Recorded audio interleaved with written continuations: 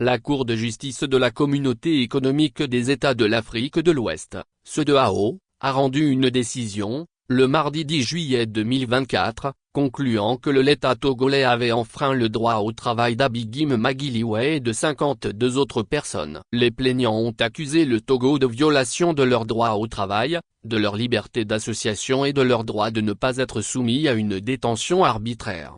Le juge rapporteur, Ricardo Clau accent Egudio Montero Gonçalves, a précisé que la Cour avait rejeté les allégations relatives à la liberté d'association. Elle a également statué qu'il n'y avait pas eu de violation du droit de grève ni du droit de ne pas être arbitrairement détenu. Toutefois, elle a ordonné à la République togolaise de verser à chacun des 53 plaignants une indemnité de 10,000,000 francs CFA pour violation de leur droit au travail, tout en rejetant les autres demandes de compensation. Les plaignants, un groupe d'enseignants togolais, ont affirmé que, après avoir créé le syndicat des enseignants togolais, CET, le 22 mai 2021 et soumis les documents requis le 18 juin 2021, les autorités togolaises ont refusé de reconnaître le syndicat. Ils ont déclaré qu'en dépit de l'envoi d'une plateforme de revendication le 3 février 2022 et de l'émission d'un préavis de grève pour les 24 et 25 mars 2022, le CET n'a reçu aucune réponse et a fait face à des menaces et des intimidations de la part des autorités. Ils ont expliqué que 150 enseignants avaient été transférés à titre disciplinaire entre mars et avril 2022 et que, le 8 avril 2022, 3 dirigeants syndicaux avaient été arrêtés pour incitation à l'insurrection, accusation qu'ils nient.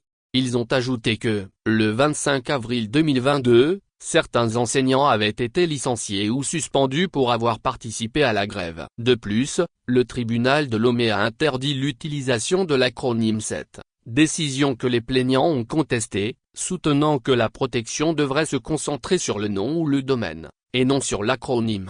Malgré une convocation en bonne et due forme, le défendeur n'a pas contesté les accusations. Dans son jugement, la Cour a conclu que la République togolaise avait violé le droit au travail des plaignants. Les autorités togolaises avaient licencié et suspendu temporairement plusieurs enseignants, y compris les plaignants, en raison de leur participation à une grève. La Cour a déterminé que ces actions n'avaient pas suivi une procédure équitable et violaient leur droit au travail. Par conséquent, la République togolaise a été condamnée à verser à chaque plaignant 10,000,000 francs CFA en compensation de cette violation.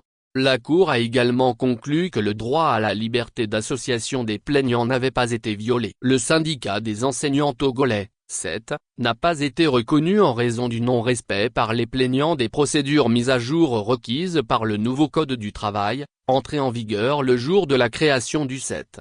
En outre, la Cour a conclu qu'il n'y avait pas de violation du droit de grève. Étant donné que le CET n'était pas légalement reconnu, la suspension et le licenciement de ses membres pour leur participation à une grève étaient considérés comme légaux en vertu de la législation togolaise.